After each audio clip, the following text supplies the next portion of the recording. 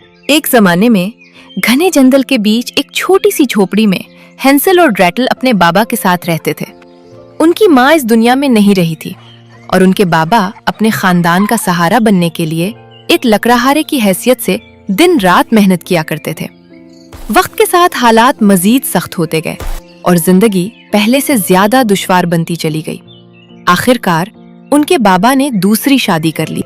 Hansel और Gretel अपने बाबा के हाथों से बनाए हुए लकड़ी के खूबसूरत खिलौनों से सारा दिन खुशी खुशी खेलते रहते थे, मगर उनकी नई माँ को अपने सुतेले बच्चों से जरा भी मोहब्बत ना थी।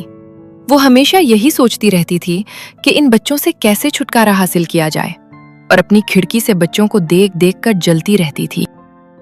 एक रात जब हैंसल और ग्रेटल सोने की तैयारी कर रहे थे तो उन्होंने अपनी सौतेली माँ और वालिद के दरमियान होने वाली बहस सुन ली।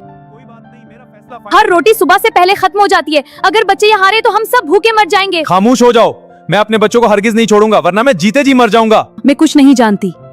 कल हम कोई ना कोई बहाना बनाकर बच्चों को घने जंगल में छोड़ आएंगे। उनके बाबा ने बहुत समझाने की कोशिश की, मगर सौतेली माँ अपने फैसले पर अड़ी रही। ये सब सुनकर ग्रेटल की आंखों में आंसू आ गए। मत रो ग्रेटेल, हम किसी न किसी तरह घर वापस आने का रास्ता ढूंढ लेंगे। ठीक है हैंसल। हैंसल अपनी छोटी बहन से बहुत मोहब्बत करता था। उस रात उसने बड़ी होशियारी दिखाई। जब सब गहरी नींद सो गए तो वो आहिस्ता से घर से बाहर निकला और जितने छोटे बड़े पत्थर उसे मिल सकते थे उन्हें एक नन्हे से थैले में जमा कर लिया। अगली सुबह सब लोग जंगल की तरफ रवाना हुए। उनके बाबा ने बच्चों से कहा कि वो सिर्फ सैर के लिए जा रहे हैं। जैसे जैसे वो घने दरख्तों के दरमियान जंगल के अंदर जाते गए, हैंसल खामोशी से रास्ते में अपने थैले से छोटे बड़े पत्थर गिराता गया ताकि वापसी का रास्ता याद रहे। मौसम खूबसूरत खजां का था, मगर जैसे जैसे दरख्तों के पत्ते झड़ रहे थे वैसे वैसे हैंसल और ग्रेटल की जिंदगी भी आहिस्ता आहिस्ता मुश्किलों में बदलती जा रही थी। हैंसल और ग्रेटल, तुम दोनों यहीं बैठे रहो, कहीं मत जाना, हम अभी आते हैं। उस वक्त उन मासूम बच्चों को कुछ यूं महसूस हुआ होगा। खिजां की सर्द हवाओं ने ये सिखा दिया हमें कि हर अपना हमेशा अपना नहीं रहता। कुछ लोग मौसमों की तरह बदल जाते हैं और कुछ साथ अंधेरों में छोड़ जाते हैं। अपनी ड्रामाबाजी बंद करो। वो बच्चों को जंगल में तन्हा छोड़कर वहां से चले गए और दोबारा वापस ना आए। जैसे ही रात छाई, जंगल खौफनाक आवाजों से भर गया और डरे सहमे हैंसल और ग्रेटल एक दूसरे के साथ जुड़कर बैठ गए।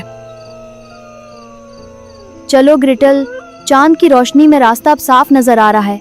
अब हमें चलना चाहिए। जब चांद निकला तो रास्ते में बिखरे पत्थर चमकने लगे और हैंसल और ग्रेटल को घर वापस जाने का रास्ता दिखाने लगे। अपने बच्चों को दोबारा देखकर उनके बाबा खुशी और शर्मिंदगी दोनों महसूस कर रहे थे, मगर सौतेली माँ ने सिर्फ एक झूठी सी मुस्कुराहट दिखाई। जिंदगी हर गुजरते दिन के साथ सख्त होती गई और दिल पर फिक्र के साए गहरे होते गए। हम मुस्कुराते तो रहे सबके सामने, मगर अंदर ही अंदर ख्वाब टूटते गए। हैंसल और ग्रेटल की जिंदगी भी कुछ ऐसी ही होती जा रही थी। उस रात जब वो सोने गए तो उनकी सौतेली माँ ने चुपके से बाहर से उनके कमरे का दरवाजा बंद कर दिया ताकि हैंसल दोबारा पत्थर जमा ना कर सके। अगली सुबह वो सब दोबारा खूबसूरत वादियों और सुनहरे पत्तों के दरमियान से गुजरते हुए जंगल की तरफ रवाना हुए, मगर हैंसल बहुत होशियार था। रास्ते भर वो खामोशी से अपनी जेब से रोटी के टुकड़े गिराता गया, इस उम्मीद के साथ कि वो उन्हें वापस घर का रास्ता दिखा देंगे। खिजा की जर्द शामों ने ये राज सिखा दिया कि अपने भी वक्त आने पर बदल जाते हैं। जिन हाथों को थामा था उम्र भर के लिए, वही हाथ बीच रास्ते में छोड़ जाते हैं। हैंसल और ग्रेटल, तुम दोनों यहीं बैठे रहो, कहीं मत जाना, हम अभी आते हैं। अब दी ना करो, चलो। दोपहर होते होते उनके बाबा और सौतेली माँ एक बार फिर बहाना बनाकर वहां से चले गए और मासूम बच्चों को दोबारा जंगल में तन्हा छोड़ दिया। फिक्र ना करो ग्रेटल, इस बार मैंने रास्ते में रोटी के टुकड़े गिरा दिए हैं जो हमें घर वापसी के रास्ते में मदद करेंगे। मगर इस बार वापसी के रास्ते का कोई सुराग न बचा, क्योंकि परिंदे रोटी के सारे टुकड़े खा गए थे और हैंसल और ग्रेटल जंगल में इधर उधर भटकते फिरने लगे। कई घंटों तक जंगल में भटकने के बाद अचानक उनकी नजर एक अजीबोगरीब घर पर पड़ी। ये घर बहुत ही अजीब है, मैंने ऐसा घर कभी नहीं देखा। उस घर की दीवारें बिस्किट की बनी हुई थीं। छत मीठी मिठाइयों से सजी हुई थी, जबकि खिड़कियां चॉकलेट की थीं, जिन पर रंग बिरंगी क्रीम लगी हुई थी। ये केक तो बहुत ही मजेदार लग रहे हैं। हाँ, और खुशबू कितनी अच्छी है। चलो खाकर देखते हैं। अपनी सारी थकन और खौफ को कुछ देर के लिए भुलाकर हेंसेल और ग्रेटल खुशी खुशी उस अजीबोगरीब घर की तरफ दौड़ पड़े, क्योंकि कई घंटों की भूख और तकलीफ के बाद उन्हें पहली बार उम्मीद की एक छोटी सी रोशनी दिखाई दी थी। मगर वो ये नहीं जानते थे कि हर चमकती हुई चीज हमेशा खुशी और सुकून नहीं लाती। कौन है जो मेरे प्यारे से मीठे से घर को कुतर रहा है? प्यारे से बच्चों, आप दोनों कौन हो और यहाँ क्यों आए हो? दुखी दिल के साथ हेंसेल और ग्रेटल ने उसे अपनी पूरी कहानी सुनाई कि किस तरह उनकी सौतेली माँ ने उनके बाबा को जंगल में उन्हें अकेला छोड़ने पर मजबूर कर दिया था। अकेले छोड़ दिए गए हो, बहुत भूखे होगे। चलो अंदर आ जाओ, तुम्हारे लिए बहुत सारा खाना तैयार है। मगर उस घर के अंदर का मंजर बाहर की खूबसूरती से बिल्कुल मुख्तलिफ था। घर अंदर से इंतहाई गंदा और डरावना था, मगर भूख और थकन की वजह से हेंसेल और ग्रेटल ने इस पर ज्यादा ध्यान न दिया। बैठ जाओ प्यारे बच्चों और पेट भर के खाना खाओ। आपका बहुत बहुत शुक्रिया। आपका बहुत बहुत शुक्रिया। कोई बात नहीं, मेरा घर आप जैसे बच्चों के लिए हमेशा खुला है।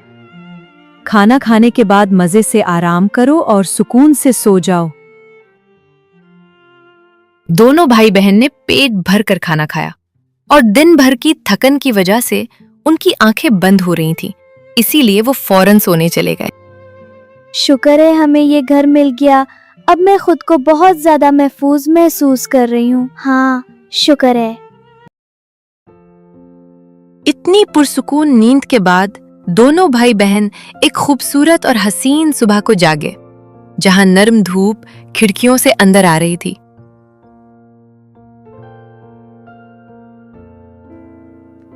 ग्रेटल उठो, सुबह हो गई है। चलो इस अनोखे घर में घूमते हैं। ग्रेटल जल्दी आओ, देखो ये दरवाजा कितना अजीब है। आओ देखते हैं इस कमरे में क्या है। हाँ चलो देखते हैं क्या है इस कमरे में। जैसे ही उन्होंने दरवाजा खोला, वो कमरा बहुत सारे सोने और जवाहरात से भरा हुआ था, और ये देखकर दोनों दंग रह गए। अरे वाह, इतना सारा खजाना इस बूढ़ी औरत के पास कहाँ से आया? चलो दरवाजा बंद कर देते हैं, इससे पहले वो आ जाए।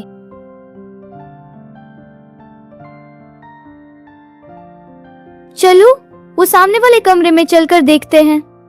उस कमरे की हालत देखकर दोनों बहुत डर गए और उन्हें पूरा घर अजीब लगने लगा। इसीलिए उन्होंने वहां से जाने का फैसला कर लिया। मुझे अब इस घर से डर सा लगने लगा है, चलो यहाँ से निकल चलते हैं। मगर जैसे ही वो वहां से निकलने लगे, इस बार उनके सामने एक निहायत खौफनाक मंजर आ चुका था, जिसने उनके पांव तले से जमीन निकाल दी। उनके सामने एक खौफनाक चुड़ैल खड़ी थी। उसे देखते ही हेंसेल और ग्रेटल खौफ से कांपने लगे। दरअसल ये वही मेहरबान बूढ़ी औरत थी जो असल में एक खतरनाक चुड़ैल निकली। तुम दोनों ने यहाँ खाना खाया, आराम किया, सुकून से सोए। अब मेरी बारी है।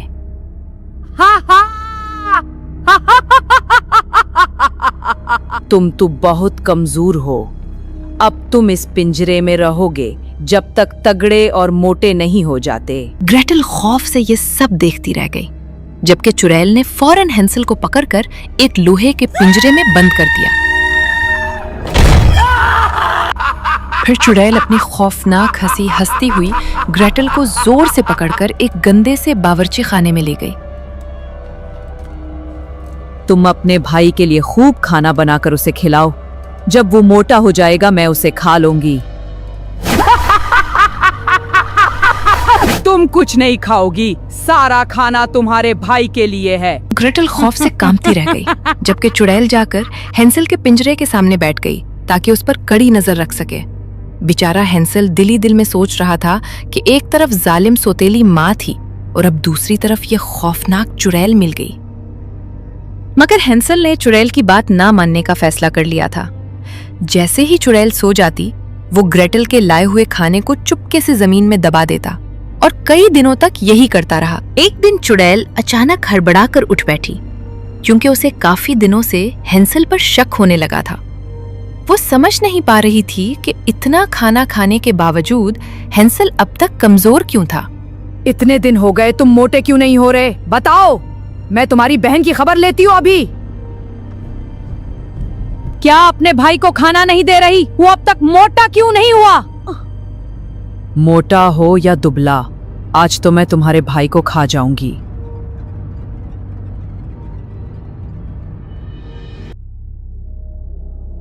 तुम्हारा भाई उस तंदूर में आज पकेगा। जाओ जाकर देखो तंदूर गर्म हुआ या नहीं। मुझे नहीं लगता तंदूर सही से गर्म हुआ है, आप खुद देख लो। हटो, मुझे देखने दो। ग्रेटल ने इस मौके पर बहुत हौसले से काम लिया। उसने रोना धोना बंद किया और गुस्से में आकर पूरी ताकत से चुड़ैल को जोर से धक्का दे दिया और चुड़ैल सीधी भड़कती हुई आग में जाकर जल गई। कभी कभी जिंदगी इंसान को इतनी सख्त आजमाइशों से गुजारती है कि खौफजदा बच्चे भी वक्त आने पर बहादुर बन जाते हैं। फिर ग्रेटल ने फौरन पास पड़ी एक हथौड़ी उठाई और भागती हुई हैंसल के पिंजरे तक पहुंची, जहां उसने जोर जोर से मारकर पिंजरे का दरवाजा तोड़ दिया। अरे वाह, मेरी बहन तो बहुत बहादुर निकली। शुक्रिया भाई, चलो जल्दी से भाग जाते हैं, आग बहुत फैलने वाली है। भागते वक्त हैंसल के जहन में अचानक एक ख्याल आया। उसने फौरन पास पड़ी एक खाली बोरी उठाई, क्योंकि वो जानता था कि उनकी मुश्किलों भरी जिंदगी में ये खजाना शायद एक नई उम्मीद बन सकता है। फिर दोनों बहन भाइयों ने जल्दी जल्दी उसमें जितने सोने के सिक्के भर सकते थे भर लिए, जबकि पीछे आग तेजी से पूरे घर में फैलती जा रही थी। उस खौफनाक घर से बाहर आने के बाद दोनों ने सुकून की सांस ली और ढलते सूरज की सुनहरी रोशनी में नहर के किनारे बैठकर पानी पिया और अपने चेहरे साफ किए। उस शाम उनको अपनी असल माँ की बड़ी याद आई। वो शाम कुछ अजीब थी। ये शाम भी अजीब है। वो कल भी पास पास थी, वो आज भी करीब है। काश मामा जिंदा होते हमारी, मुझे उनकी बहुत याद आ रही है। ग्रेटल की बात सुनकर हैंसल कुछ लम्हों के लिए खामोश हो गया, क्योंकि माँ की कमी वो दोनों हर मुश्किल लम्हे में शिद्दत से महसूस करते थे। मगर उस खौफनाक घर से निकलने के बाद भी उनकी मुश्किलें खत्म ना हुई, क्योंकि वो अब भी घर का रास्ता ढूंढ रहे थे और भटकते भटकते ऊंची पहाड़ियों और सुनसान रास्तों से गुजरते रहे। भाई वो देखो, वो रहा हमारा घर। जिंदगी एक पल दर्द का गांव है और एक पल सुख भरी छाँव है। थोड़े आंसू हैं, थोड़ी हंसी, आज गम है तो कल है खुशी। जिंदगी की यही रेत है, हार के बाद ही जीत है। गम का बादल जो छाए तो हम मुस्कुराते रहें, अपनी आंखों में आशाओं के दीप जलाते रहें। आज बिगड़े तो कल फिर बने, आज रूठे तो कल फिर मने। वक्त भी जैसे एक रीत है, जिंदगी की यही रीत है। मुझे मुआफ कर दो मेरे बच्चों, मैंने बहुत बड़ी गलती की। अब मैं तुम्हें कभी अपने से दूर नहीं होने दूंगा। बाबा, मैं आपकी बहुत याद आई। देखो बाबा, हम सही सलामत वापस आ गए हैं। हैंसल और ग्रेटल ने अपने बाबा को बताया कि किस तरह वो मीठे घर के जाल में फंस गए थे और चुड़ैल की कैद में रहे। फिर उनके बाबा ने बताया कि उनकी सौतेली माँ घर छोड़कर जा चुकी है और दोनों ने उन्हें वो सोने के सिक्के भी दिखाए जो वो अपने साथ लाए थे। तुम दोनों का वापस आ जाना ही मेरे लिए सबसे बड़ा खजाना है। इसके बाद हैंसल, ग्रेटल और उनके बाबा हमेशा खुशी खुशी रहने लगे, क्योंकि जिंदगी आखिरकार उन्हीं लोगों को सुकून देती है जो हर मुश्किल के बाद भी उम्मीद का दामन नहीं छोड़ते। गुड नाइट बच्चों। गुड नाइट पापा।